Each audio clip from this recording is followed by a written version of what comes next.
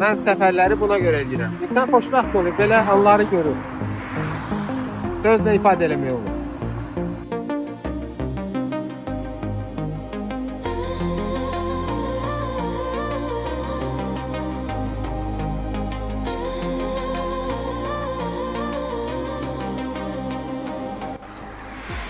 Qubada olmamışam.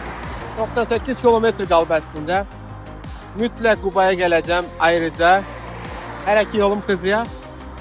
Bütün Qubalıları buradan salamlayıram. Tezliklə mən Qubaya gələcəm.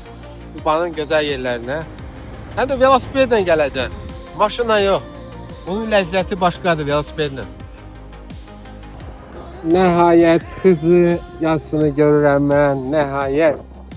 Çatdım. Demək olar ki çatdım. Əsl yollar bundan sonra başlayacaq.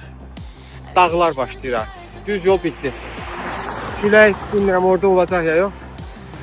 Görsünüz dağları. Buradan başlaya gedəcək. Qarğalar da məni görüb stopa düşüb ki, bu necə tək gedir hal-hazırda. Xızıya. Belə dostlar. Tək qalsanız da həyatın dadını çıxarıb. Nə demək olar? Geriyə baxmaq lazımdır. Sadəcə öyle. Həyat onda sənə gözləyələr. Neyse dostlar. Ben yola devam edeyim.